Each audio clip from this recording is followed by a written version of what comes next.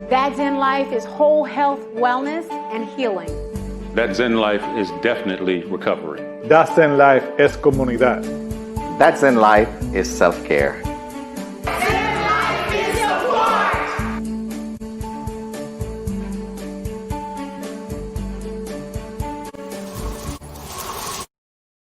It's a lot of us taking care of everybody else except taking care of ourselves. And that's what I saw myself doing. I saw myself taking care of my kids. I was workaholic. I was taking care of my husband. I was taking care of my friends. I was taking care of my grown kids. And I wasn't taking care of me. I needed to change my life. I didn't want to live in fear anymore. I didn't want to worry anymore. I didn't want to live in panic or anxiety anymore. I wanted to make sure that I got back to who I really was, which was I'm happy, I'm joyful, I'm peaceful, I'm loving, I'm sassy, and I'm fun. Everybody needs somebody. Everybody needs somebody. I don't care who you are, what you're going through. When you are going through something and you're in the trenches of it, you feel like nobody else is going through what you're going through. And I promise you that is not true.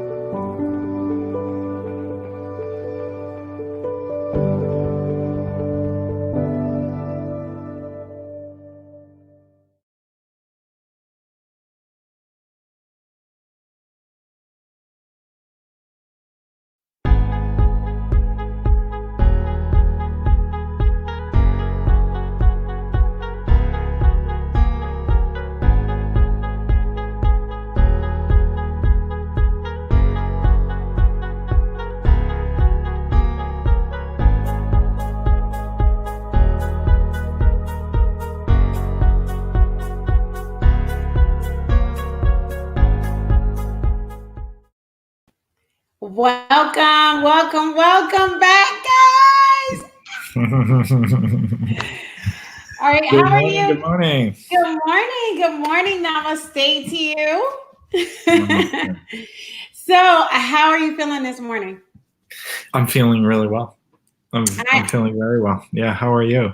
I'm doing good. I'm actually excited about our topic today. Ever since we kind of talked a little bit about our topic, which I'm going to let you introduce. Sure. You want me to jump right in? Yes, let's do it, dude. Well, here's what it is, Priscilla. As you know, I'm in Washington, D.C., and over the weekend, it was I don't know. Well, I mentioned it briefly to you yesterday. There was this march, million MAGA march. Right. Stop whatever there was many names for it. There was this basically Trump supporters protest here. Okay. And there were brawls in the street. 20 people got arrested. And it wasn't, it wasn't as bad as maybe it could have been, or I kind of see the potential for in our country right now, the way, Donald Trump is kind of stoking his base with this misconception of a stolen election. Okay.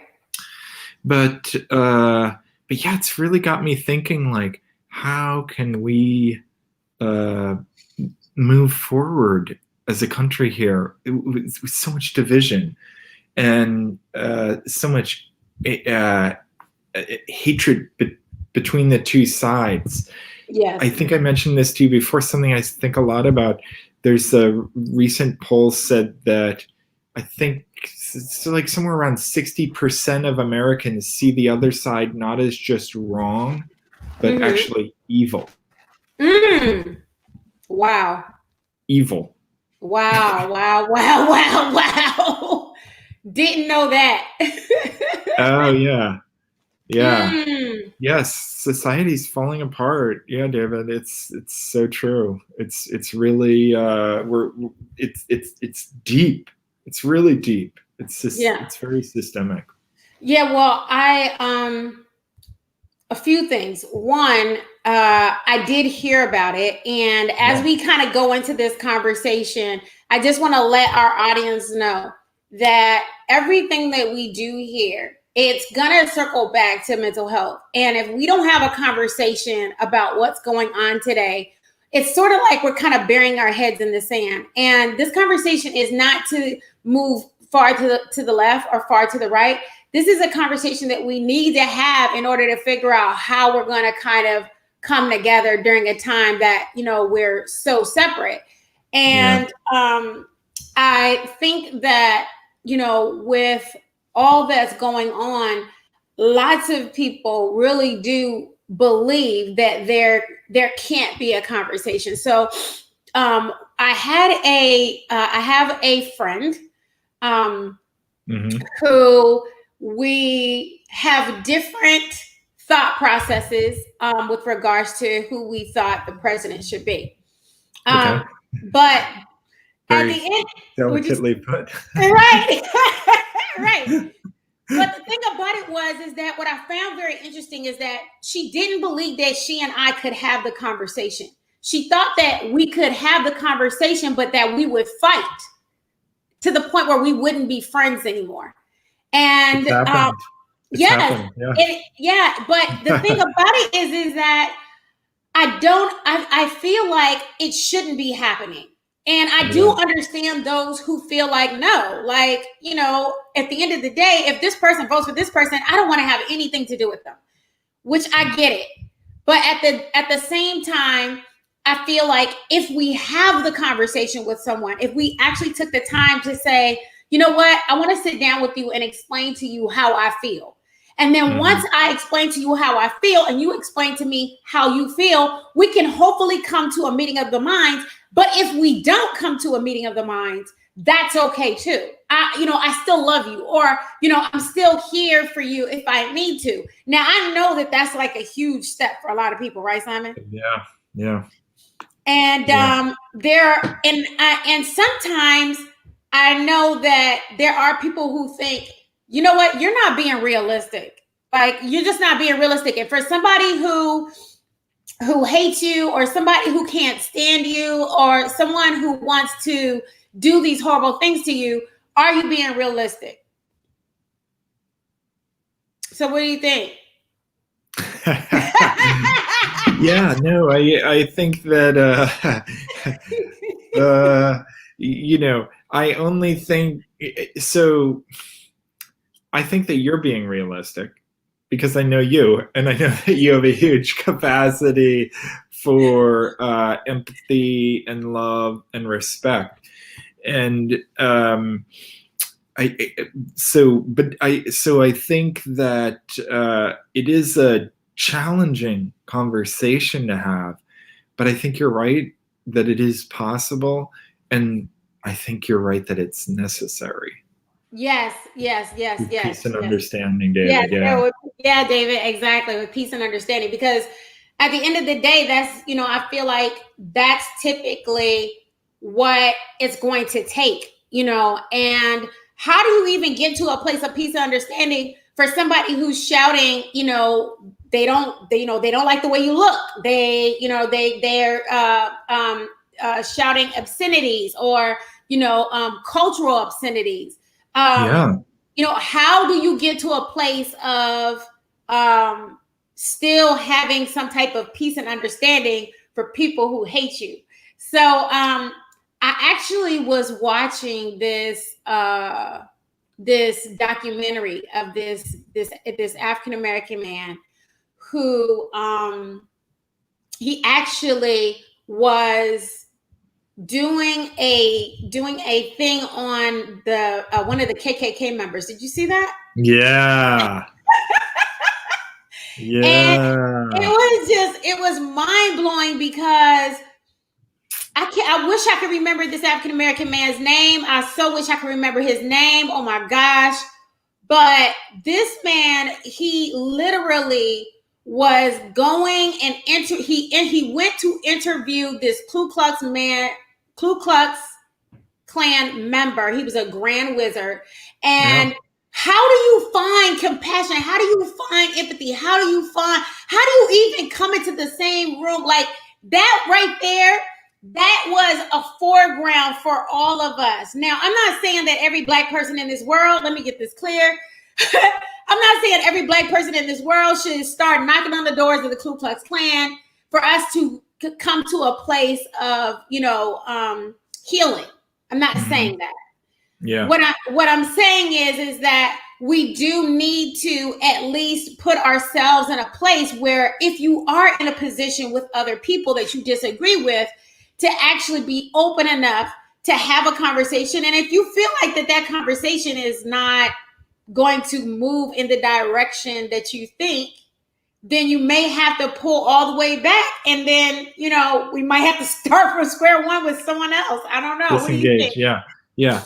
But there is no, apparently there is no KKK chapter in Maryland because this one man decided, okay, I'm gonna choose to love this person anyway, and developed a genuine friendship with him.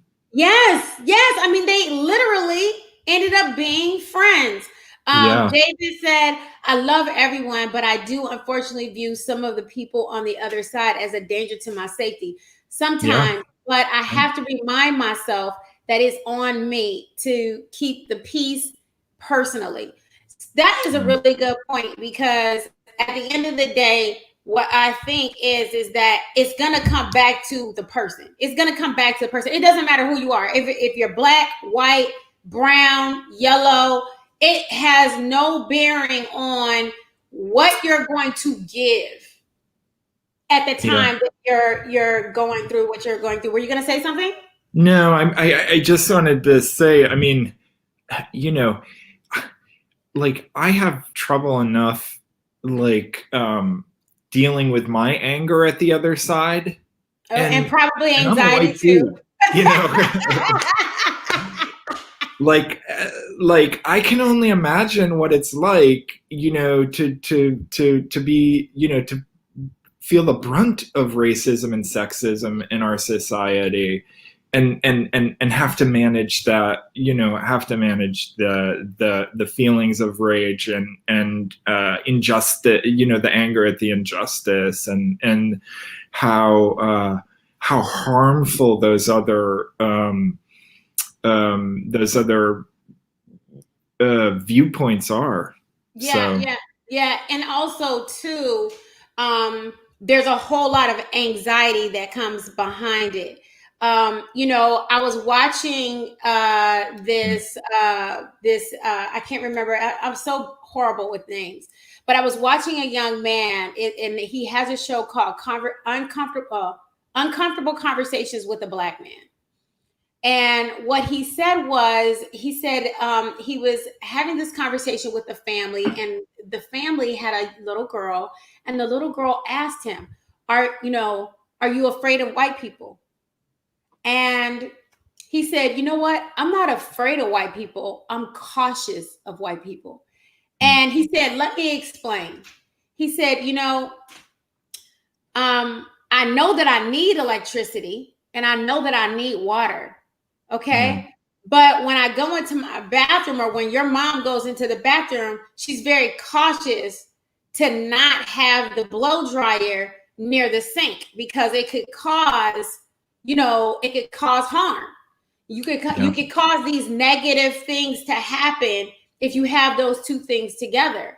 And so, he said, so I'm not afraid of your mom, and I'm not afraid of your dad, because they were open enough to have this conversation with me today. He said, but I'm cautious of those who have those negative thoughts and then bring us to a place of harm. And I just thought that was so freaking mind-blowing, how he lay that out. Like, you know, and he's right. And he's right. We, you know, at the end of the day, he also mentioned about, you know, and this goes back to trauma. You know, if you've had a really jacked up experience, guess what's going to happen? You're always going to have in your mind that, you know, that you're going to come back to that experience and try to figure out how to get back to that. Were you going to say something? No, it's just, yeah, it lingers in the psyche, and it's just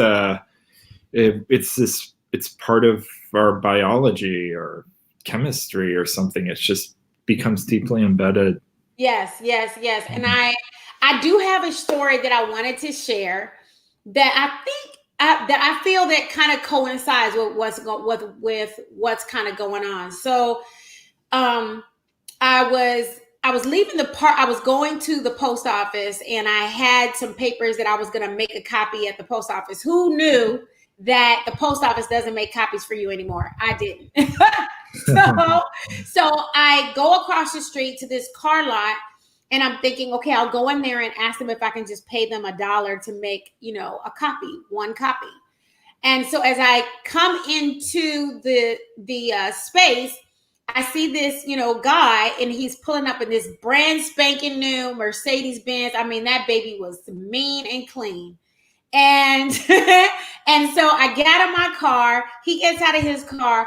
He's going in, and I said, "Excuse me, do you work here?" He's like, "Yeah, I do." And I said, "Can I, you know, do you mind if I make a copy?" He's like, "Oh, ask the owner. He's over there." So I go inside. So as we're inside, I asked the owner, you know, "Can I make a copy?" And he's like, "Sure, absolutely." And I was like, "Well, here's my $1 for making the copy." And he was like, "No, keep your money. It's okay." And I'm like, "Okay, cool." So what do? I wait. He makes my copy. I thank him graciously, and I leave. Well, as I'm coming out and I'm pulling out, I nick the side of this mean, clean Mercedes Benz. Oh, Lord. What did I do? Okay, so I pull back in, and I get out of my car, and I go inside and say to the guy, "Sir, I'm so sorry. I just nicked your Mercedes Benz." And he's like, "That's not my Mercedes Benz. That's the Mercedes Benz of the owner that just gave you the copy." So I'm like, oh, dang. So I go to the owner and I say, "Sir, I'm so sorry. I nicked your car."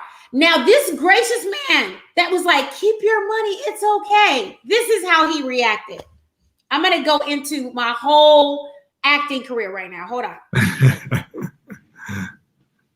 Are you freaking kidding me? What did you do? Are you freaking? What's wrong with you? You couldn't see where you were going. What's wrong with you? Are you all right? What's going on? You couldn't see? I mean, the car is right there. What's wrong with you? And I mean, like, this dude was going in. I'm talking about he was going in. And luckily, I literally was so zenned out that morning. That morning, I was so zenned out. I spent 2 hours meditating because I just really feel like I needed it. And the universe knew what I needed because the universe knew what I was going to have to deal with. And so as he's screaming these obscenities, and also the fact that, you know, my based on, you know, my experiences, you know, with being a male. Thanks, David. My experience is being a female and having a male kind of come over, and even though we were the same height, he's screaming at me, he's yelling, and I am instantly going into trying to, okay, first of all, we understand that there's a higher self, right? And then we also understand that there's a lower self. Now, my higher self walked in.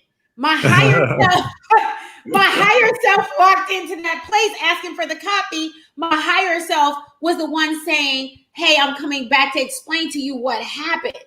Yeah. My higher self was the one saying to him, "Dude, as you're screaming these obscenities to me, it's okay. I understand that you're upset. Everything's going to be all right. I have really good insurance. It's going to pay for it." He's still screaming and hollering, telling me like, "I don't care. Do you know I just got this car flown in Germany. I mean, he is going in. The bottom line is this. There's a little man that comes out. He's a partner of this guy who owns it. They're partners. And the partner comes out and says, what's going on? And he's like, she nicked my car. And I said, I'm really sorry that I nicked this car. It's going to be fixed. I have insurance. And the guy looks at the other guy and says, do you see her? Do you see her demeanor? Do you see how calm she is? Do you see that she means you no harm? Like, calm down. And in that very moment, the guy says, oh, Lord, okay, well, let me see what's going on with your car. So he looks at my car and he's like, oh, okay, I can see that you have a little bit of a nick too. And he calls his detail guy over and he's like, pull her car around and give it a really good detail. Make sure that it's nice and clean. He cleans my car. He makes sure that my car is so spiffy. I'm not lying. You can see your face in my car. Then he tells the guy, make sure you clean up. Now, meanwhile, I'm telling the guy, like, sir, you really don't have to do that. Like, it's okay. And he's like, no, it's I need to do this for you. I need to do this for you. I acted insanely. I'm so sorry the way I acted. And, he's like, really? It's not really about my car. I'm just having a really bad day with my girlfriend. She's trying to deal with her ex and it's stressing me out. And I gave him my card and said, hey, listen, I do energy medicine. And I understand that, it wasn't about the car. I knew that it was something else. But it was all about the fact that I allowed my higher self to stay present. I could have. Now, let's not get it twisted. If I felt like my life was threatened, my whole higher self would have brought up my lower self and we would have got it down. We would have had to get down with the get down. But you have to first and foremost stay in this higher place, and not go straight to the lower place. What are you thinking? Yeah, no, absolutely. Well, first of all, I'm thinking it's just such an amazing story because it shows how you just stayed there in that higher level, and it's like you brought him up to that level. Yes. It's like you lifted him up to that level where with a little help from his friend, thankfully. Yes. Yes. Thankfully, his friend was there. But you brought him up to that higher level, and just by your capacity for staying there. So it's remarkable. It's a great story. But it can happen. That's the thing. It's like it can happen. Like it's possible to happen. It's just how open are we? How open are we to be in that place where we can kind of have a little bit of empathy and compassion, and then also how open are we to also be mindful of when our lives are also in danger? That's the thing. Like, if we start to feel that our lives are in danger, that's when we need to understand, like, okay, it's okay to allow your higher self to bring that lower self out because it's important for us to protect ourselves. Olivia said, I'm learning to stay in my higher level. Beautiful. Yes. Yeah, that's beautiful. Yeah. I think it's necessary, right, Simon? Yeah, it's I think not only is it necessary, but it's just like, it's essential. It's the only way I see we can, move forward, that we can move beyond, that we can go to a better place as a culture. It's like, this is our calling. Yes. It's like, this is the moment when to get through, to resolve the issues in our society right now. Mm-hmm. We each individually have to take that, lift ourselves up to that higher self. Mm-hmm. And that's the only way we're going to break through. That's we're not going to break through by, getting into brawls on the streets. That's just going down. That's just going to drag us down. It is.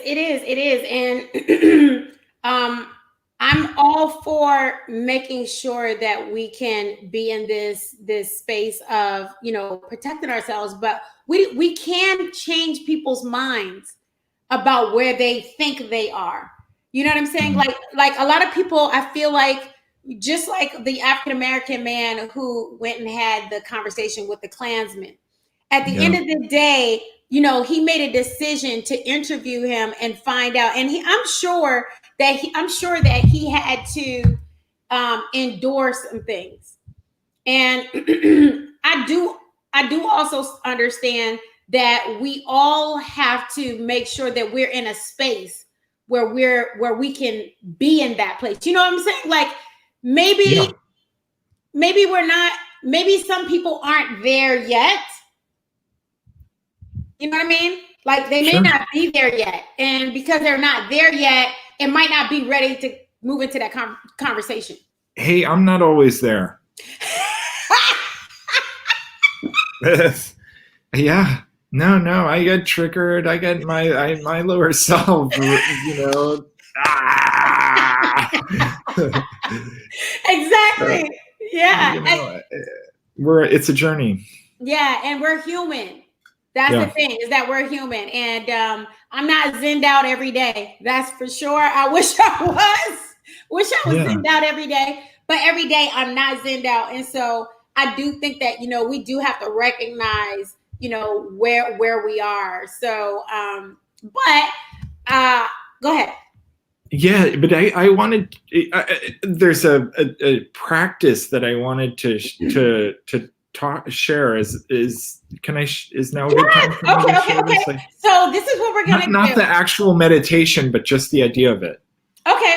Not the actual meditation, but the idea of it. Okay, can you hold on for one moment? We're gonna go. Simon is going to share an actual practice, and you guys stay put. We're gonna pay a quick bell, and we're gonna come right back. Okay, so hang tight.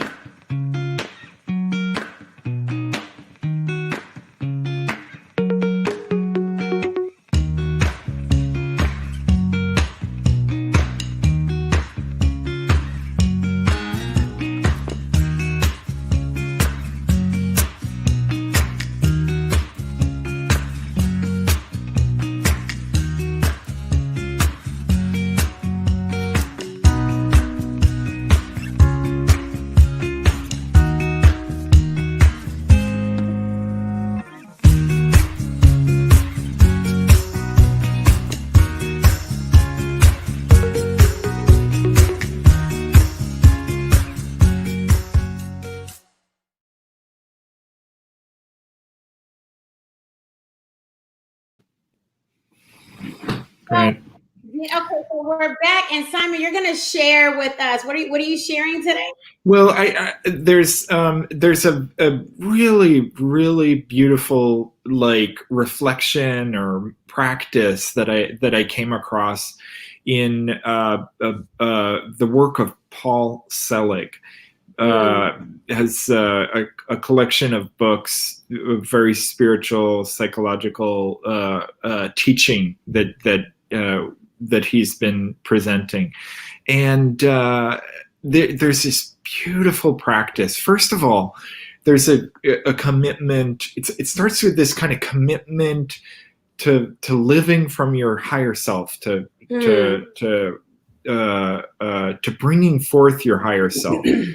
And I think for myself, and I know you've shared with me also for yourself, like coming to the point where I just committed, like, okay, I am going to live from my higher self. I'm going to make my important decisions from my higher self. I'm not going to make a decision without consulting my higher self on it. If there's an important decision in my life, or if I'm in a conflict with someone in my life, I'm gonna go to my higher self and work it out on the level, from the level of my higher self, because that is the way that I can always know that that's a way to live your life without regret. Yeah, I agree with you, but I do want for those out there who do not understand what it means or what it means when you say higher self. Can you break that down? And so this is a real gem, guys, because this is coming from Simon Timm, who is a former monk. He's gonna break it down. So break that down for them so that they totally understand what it means when you say higher self.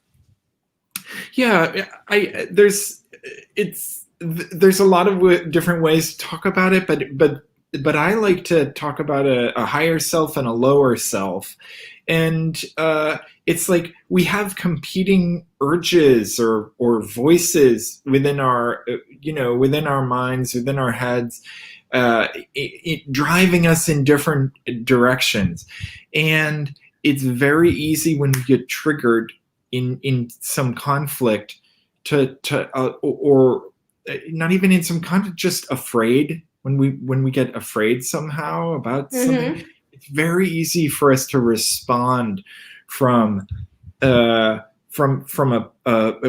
place of like, okay, it's me against the world. I'm gonna have to like protect myself and battle out other people and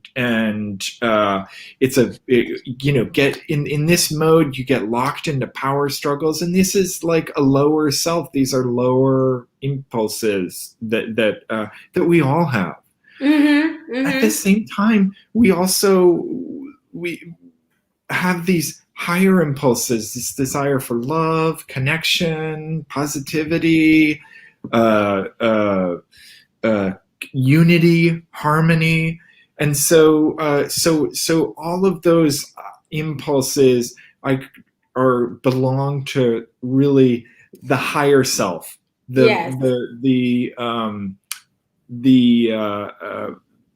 part of us that I believe is really the true self, but is our essentially the better side of us, our more angelic nature. Yeah. I actually was going to say that, and thank you so much, Jackie. I was actually going to say, thank you. I was going to say that I think that for me, when I'm trying to explain to my clients the difference between the higher self and the lower self, or when you're vibrating on a higher level and you're vibrating on a lower level. I tell my clients I want them to think about all of the things that they think of on a lower level will be, people hate me, they don't like me, I'm never going to have anything, I'm never going to do anything, oh, that's never going to work. That's lower energy. That's a lower level energy. But a higher level energy is, like you said, there's love. I always have peace. I am powerful. I am amazing. It's this higher level thinking that everything, every good, better, best, and highest good thing that you can think of for yourself to happen, you are constantly thinking of that. So when someone walks past you and they accidentally bump you, you don't go straight to, they meant to do that. You go straight to, oh, they're having a bad day. That's the difference if they don't apologize, because most people apologize, but when they don't, you go to that higher thinking. So, but I want, you were gonna say something about that? I was going to say, so that commitment to the higher self is really, essential in my life. But and I think that's a teaching that I've seen in many places, really. But I found this amazing teaching in Paul Selig's work that I thought was so beautiful and wanted to share, which is that when he's saying, when you're in conflict with someone,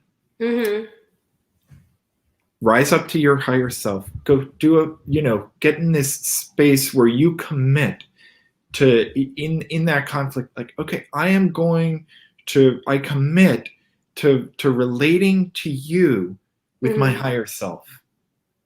And and then once you've made that commitment, then you say, and now I am calling forth your higher self. And I'm requesting your higher self to step forward, and let's resolve this conflict from higher self to higher self. I just feel like that is like oh my God, that's so freaking powerful, dude. Like it is such a beautiful, powerful meditation. It's like the exact opposite of the classic lower self thing, which is like, yeah, let's go outside. No, let's work it out like animals, basically. Yes. No, I totally get that. And as you were saying it, this is what I was thinking of in my mind. It's like having two physical bodies, and out of those two physical bodies, their spirits come up to have a conversation of how to come to a resolution. Besides starting from the physical self, which is a lot of times, working from our emotions. And so that's what I think of. But I think that that's an excellent way for us to kind of move into this space of getting to this place where we work from our higher self. So are you going to lead us in a meditation that's going to help us get us there? Yeah, I'd love to. I'd love to lead us in a meditation. And we'll rise to our higher selves, and then we will, call forth the higher selves of people on the other side of the political spectrum, people that were on, if you have some other pressing conflict in your life, you can, call forth the people, or person that you're in conflict with, call forth their higher selves. Whichever is more appropriate for you. Yes. Well, I'm dude, let's get it. I'm ready. Great. So let's start by just entering a meditative state, and you can just kind of stretch yourself, get in a comfortable position in your chair. Roll your neck once or twice. Roll your shoulders. And then just get in a comfortable upright position, assuming that you're not driving. You can let your eyes close. And then take a few breaths here. Just start out with a few full breaths. And just fill your lungs with as much air as possible. Try and breathe into your belly. And as you exhale from your mouth. So breathe in as much air as you can. And then let out a big sigh. Should it be more audible? Yeah, as just let it all out when you exhale. So breathe in, and then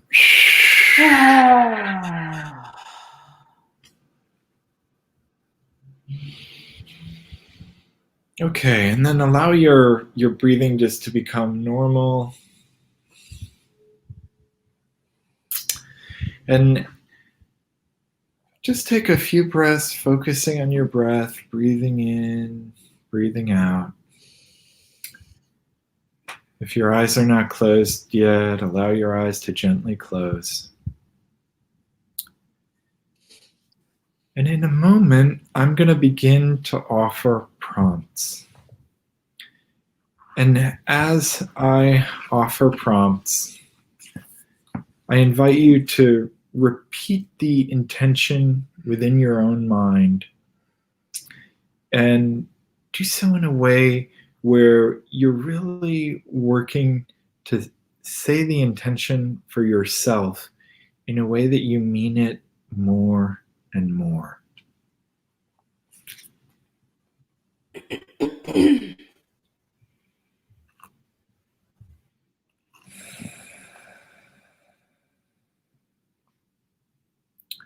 I now set my intention to lift my consciousness to the highest state possible for me in this moment in time.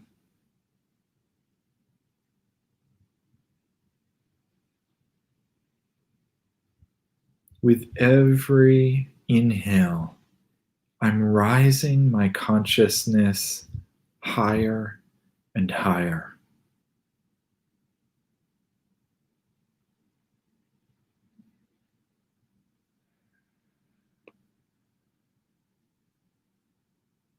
I am now calling forth my highest self, my highest, truest, greatest self.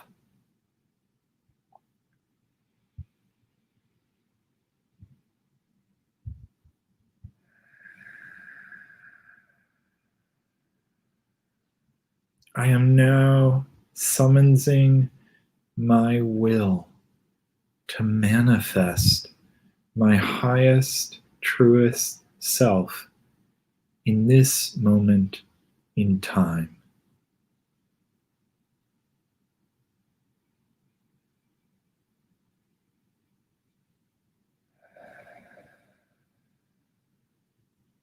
With every inhale I take, I am rising my consciousness higher and higher and higher.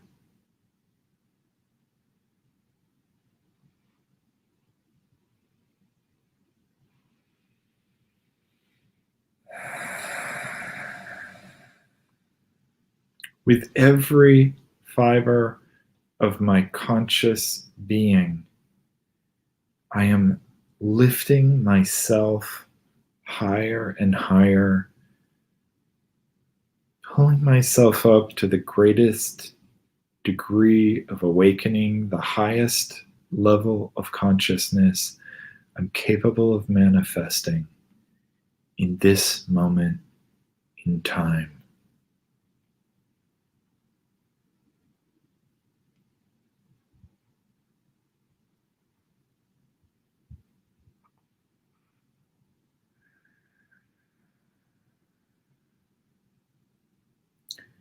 I am summoning all of my resolve to connect with the deep well of wisdom that is within me, my knowing self, my higher self.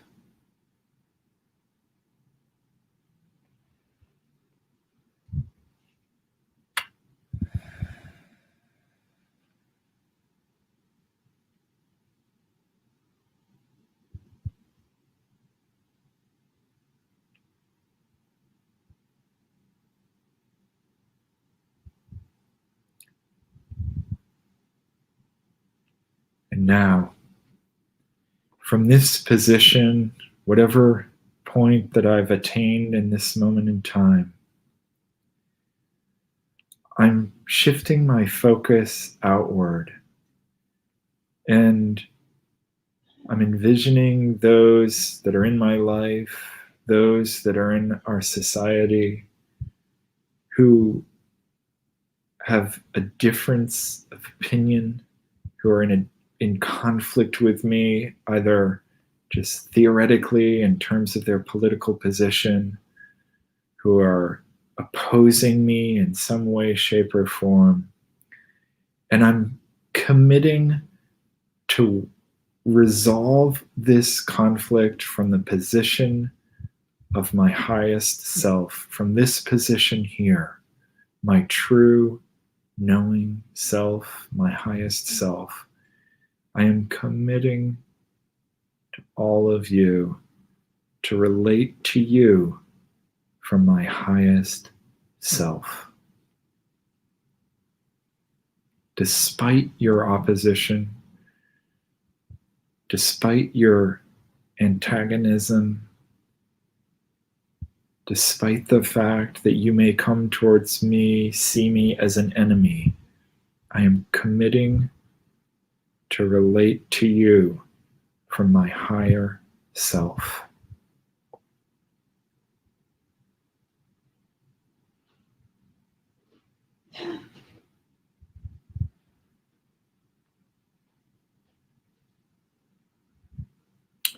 And now I'm calling forth your higher self. I'm calling forth the higher self of those on the other side of the political spectrum, of those who believe that I am the enemy, of those who are fearful of me.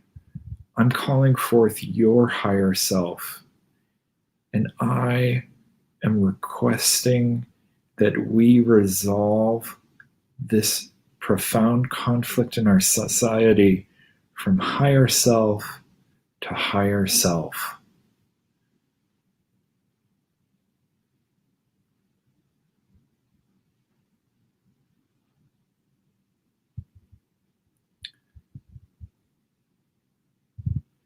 I am summoning the higher self of those who would be my enemy, of those who would be my oppressors, my opponents.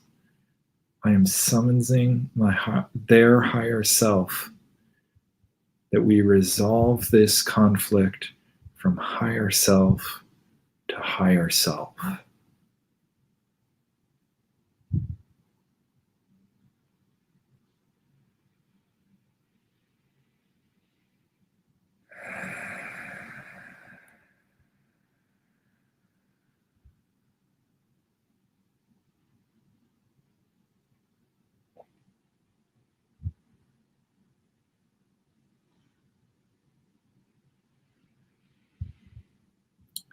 Now, as one last step, I invite you to take one moment just to focus on your own self again, and to just fill yourself with the feeling of expansion and love that's in this moment.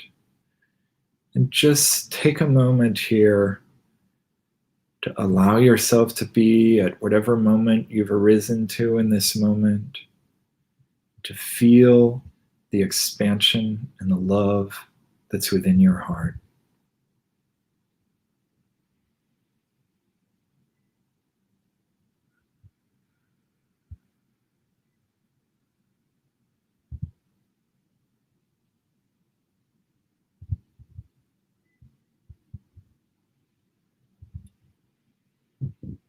And now return your focus to your breath, feeling your breath come in and out of your lungs. Feel your feet on the ground.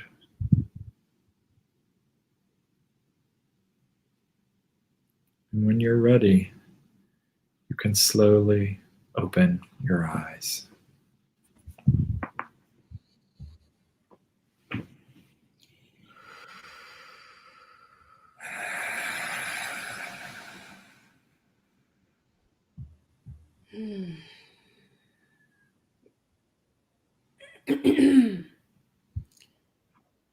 That was so amazing. And thank you so much, Simon. So grateful for that. I want to say that we can use that type of we can use that type of meditation for not just those that oppose us, but we can also use that type of meditation for family members when we're in conflict with family members. It brings me right now to this point. I'm in a little bit of a conflict with my eldest son. And when we were doing the meditation, I was kind of allowing my higher self to call his higher self for us to come to a meeting of the minds. Because Yeah. oftentimes having adult children aren't the easiest thing in the world. A lot of people think that once they turn 18, it's over, you're good, and that's not always the case. And I love my son so much. I'm so grateful to have my son, my eldest son. And I see this battling of kind of egos, and it's just a lot. It's so much there, and so much hurt and pain. And I think the greatest way is I think when we rise up to our higher self, when we're open enough to rise up to our higher self, it allows our egos to just kind of go back down where it needs to, and let go of who's right or who's wrong, but more of I'm here, let's talk, and let's have a real conversation about how we can get back to a place of peace or a place of understanding. And so as we think about this meditation that Simon just gave us, which I'm so grateful for, let's use this for every area of our life. Let's open this up to have that Zen type of a life. And take these tools that we're using. You know what I'm saying? Like this is you just gave us the wrench. You just gave us the wrench that's gonna, you know what I'm saying, kind of boost us up to this higher space that we need to be in order for us to get back to the real, at least get back to the place of where we should be.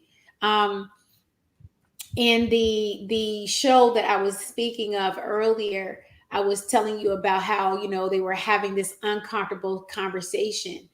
And one of the questions that was asked was, when people say we've come a long way, how do you feel about that as an African-American man? And his response was, well, you know, we're no longer in slavery, so we've definitely come a long way. But literally just 70 years ago, if I was a Black man in your home, I could be lynched for that. That was only 70 years ago. So we still have a really long ways to go with a lot of the things that are going on. And so we can literally use this wrench, this tool, you know, as a means of opening ourselves up to what can be. I'm not saying that it's a wrench that's going to fix it. I'm saying it's a wrench that we can use to level ourselves up to what can be. What do you say to that, Simon? That's beautiful. I agree with you. Entirely. Yeah, it's a phenomenal tool for that. And yeah. I'm grateful. Yeah, and I use it for it. What prompted me to share it was the conflict in our political world. But yeah, I use it in personal. I use it when in conflict with clients, or whatever. So any conflict in my life, I try and use it. So it's a beautiful. Yeah. It was wonderful. It's wonderful. And if you think also too about the fact that when we're in our physical selves, our physical selves can only do but so much. Our higher self has to do, our higher selves can do way more than our physical selves. So I just want to thank everybody for coming and seeing us. Yeah. We are here every single Wednesday at 7:30 a.m. Follow us, like us, subscribe on YouTube. If you missed it, you can always come back. You can go to thatzenlife.org/broadcast. Again, that's thatzenlife.org/broadcast. My name is PerCilla Zeno. I am the Healing Partner, and my name is Simon Timm. I am the author of The Self-Salutation. Yes. And so please make sure that you get a chance to pick up the books. Simon's book, and the Introduction to Self-Salutation, which can be picked up on his website, theselfsalutation.com. And then also, if you get a chance, go and pick up my book, I Am Healing, The 7 Secrets to Wellness and Self-Care, which you can pick up at Amazon, Barnes & Noble, Walmart, Target, or on my website, TheHealingPartner.com. We look forward to seeing you guys next week on Wednesday. Be well, rock on, and most importantly, fill the negative spaces in your life with positively every single thing that you need. See you guys later. Be well.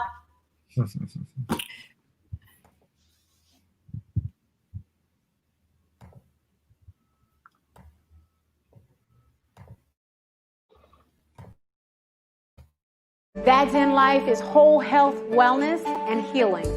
That Zen life is definitely recovery. That Zen life es comunidad.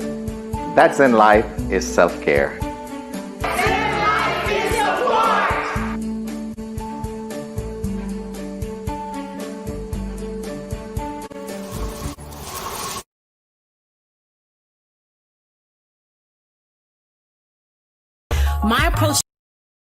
My approach is empowering because it allows them to come to the realization that they have the expertise to self-heal their mind, their body, and their spirit. But I believe that self-care is essential. So at the end of the day, when you are thinking about the fact that you are taking the kids to their practice and you are making sure that dinner's on the table and you are making sure that you're making ends meet so that you can come home and take care of your family, you're taking care of everybody else but yourself. You very rarely take the time out. People very rarely take the time out to say, you know what, I'm going to set this time aside to take a mindful walk. I'm going to take this time aside to just have a moment of solitude. And we all need that at least